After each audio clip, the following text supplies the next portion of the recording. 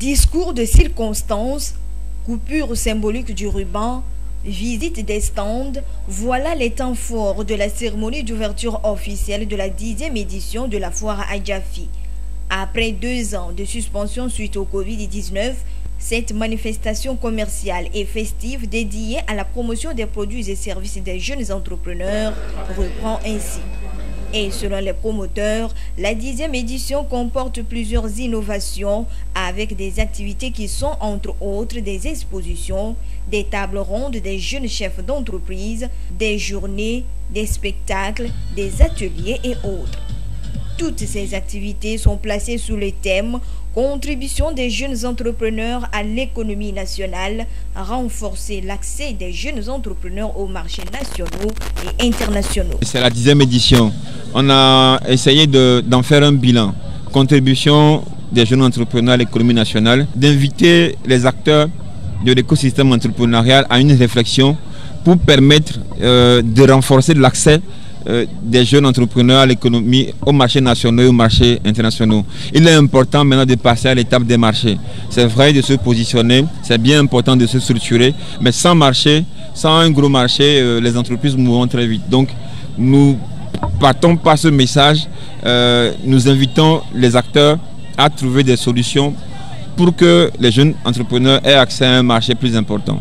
Les autorités préfectorales, communales d'Aguenivé ainsi que les exposants ont exprimé leur reconnaissance et leur gratitude aux promoteurs pour cette initiative qui vise à faire la promotion des produits et services des génies créateurs. Je profite de cette tribune pour remercier chaleureusement le promoteur, directeur général de la foire à Adjafi, les sponsors et tous ceux qui ont contribué à l'encadrement de cette aventure, révélateur des talents et des génies créateurs de notre jeunesse ambitieuse. Les jeunes n'ont pas assez de moyens pour faire la publicité de leurs produits.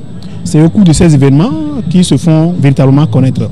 C'est pour ça que nous saluons cette initiative. Cette fois va nous permettre de nous faire découvrir, d'avoir un carnet d'adresses et faciliter l'écoulement de nos produits, parce qu'il ne s'agit pas seulement de produire, mais il faut également pouvoir vendre. Moi, ce n'est pas ma première fois de venir à la foire, mais comme c'est la foire des jeunes entrepreneurs, donc c'est pour cela, c'est ce qui nous motive quand on parle de jeunes. Bon, nous sommes des jeunes, on espère avoir des contacts et puis la clientèle aussi. Chaque fois, nous voyons de l'innovation. La vision, elle est bonne. Maintenant, nous allons, dans les années à venir, il faut qu'on ait des jeunes plus créatifs, des jeunes plus innovants, des jeunes... C'est-à-dire que ça ne soit pas un cercle fermé, mais que ça soit comme une plateforme où les gens viennent prester avec leur matière grisée et leur capacité intellectuelle. Dans son discours d'ouverture officielle, la ministre du Développement à la base a indiqué que ce cadre d'échange met en avant la potentialité et l'ingéniosité des jeunes dans tous les secteurs en vue de promouvoir la créativité pour renforcer le tissu entrepreneurial. Elle a salué les promoteurs pour cette initiative qui cadre bien avec la feuille de route gouvernementale 2020-2025. Le gouvernement, à travers le ministère de la Jeunesse, s'associe à cette belle initiative qui, pour la 10e fois, dédie sa vitrine commerciale et son espace de promotion aux initiatives économiques des jeunes et surtout sert de cadre de renforcement des capacités entrepreneuriales des jeunes en général et des jeunes chefs d'entreprise en particulier. Pour le gouvernement togolais, il s'agit certainement d'une vitrine remarquable pour mettre en avant les potentialités de la jeunesse togolaise et créer des opportunités d'investissement et de développement. Elle se positionne évidemment en aval des différents mécanismes mis en place par l'État pour accompagner et faire émerger des initiatives privées de jeunes. La foire à Adjafi, c'est du 25 août au 11 septembre 2022 sur l'aire du sport du lycée Aguenivé.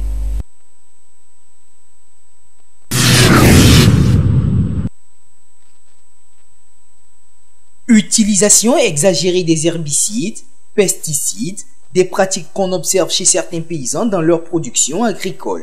Cette pratique ne respecte pas les normes de l'agriculture biologique et expose les consommateurs à certains risques.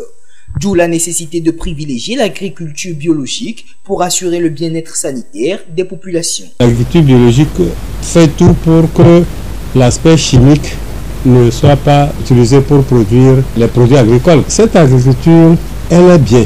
Il n'y a pas de risque d'avoir des éléments chimiques. Il y a un certain nombre de risques. Il y a plus de risques avec l'engrais minéral qu'avec les fertilisants organiques. Certains paysans prennent de plus en plus conscience de l'importance de l'agriculture biologique. Cependant, ils ne maîtrisent pas les contours et les différents éléments qui entrent en jeu lorsqu'on parle de l'agriculture biologique.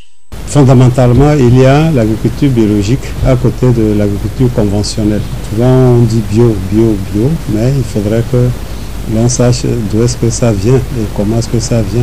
L'agriculture biologique, c'est celle qui n'utilise pas les engrais minéraux et celle qui n'utilise pas les pesticides ou bien les produits phytosanitaires chimiques.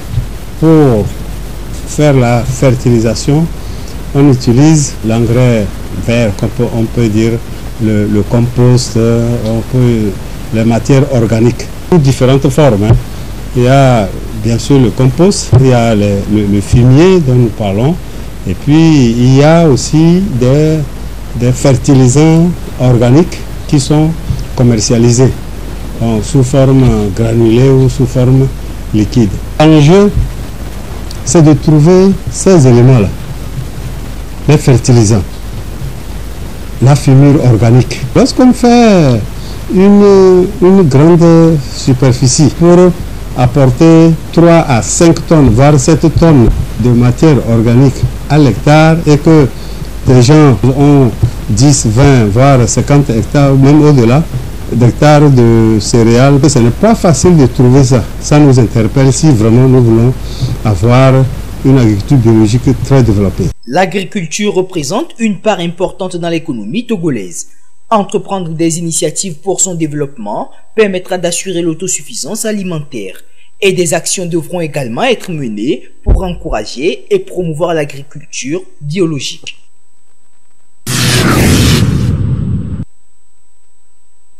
Une grande toux accompagnée progressivement des traces de sang, une fièvre, des douleurs thoraciques, une perte de poids et une fatigue, ce sont quelques signes cliniques de la tuberculose qui touchent aussi bien les adultes que les enfants. C'est une maladie infectieuse de différentes formes qui affecte les poumons et d'autres organes du corps.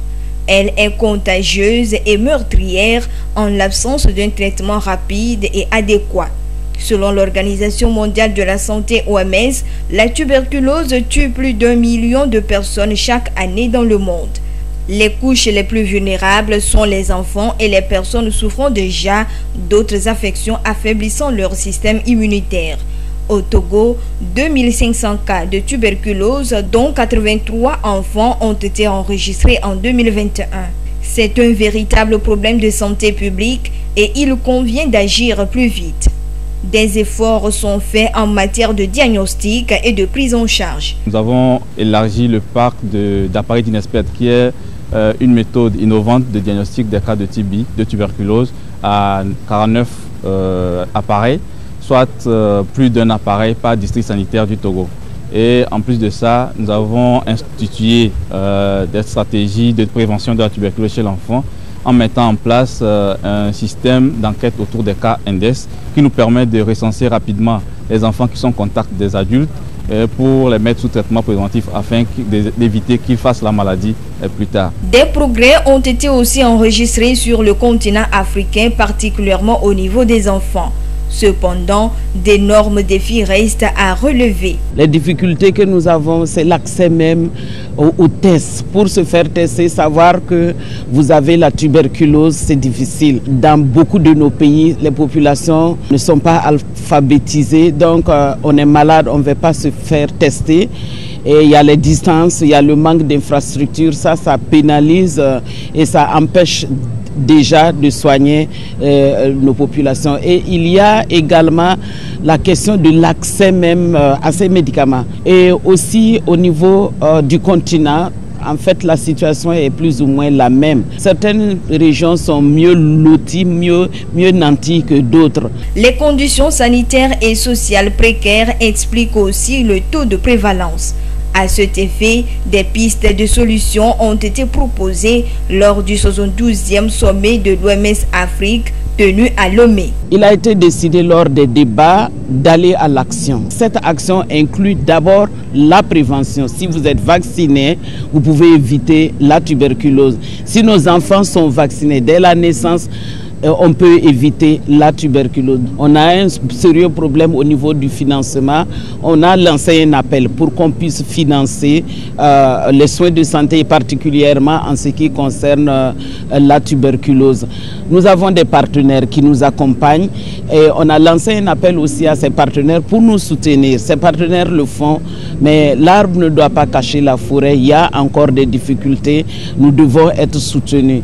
Quelque chose qui a un lien aussi avec la tuberculose, c'est la question de la nutrition. Nous pouvons aller vers l'alimentation. Nous avons la terre, nous avons l'eau, nous avons la jeunesse qui est un capital vraiment important. Nous pouvons produire. Si vous êtes malade et vous êtes bien nourri, ça peut faciliter aussi la guérison contre la tuberculose. La prise en compte des différentes résolutions devrait permettre de lutter efficacement contre la tuberculose dans la majorité des pays en voie de développement.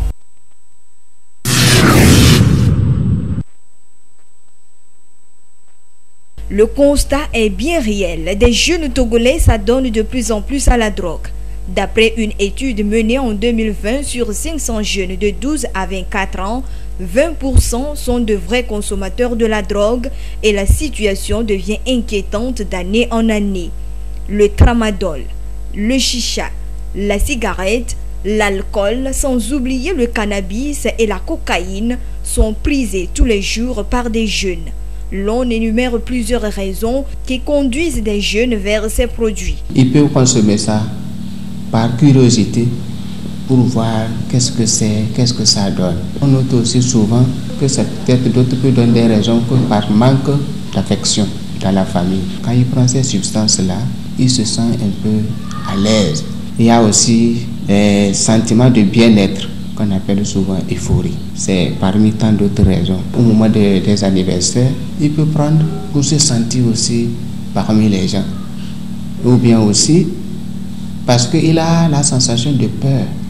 Maintenant, pour éviter la peur, il prend ça pour pouvoir animer la galerie. La consommation de ces substances est à l'origine de plusieurs vices dans la société.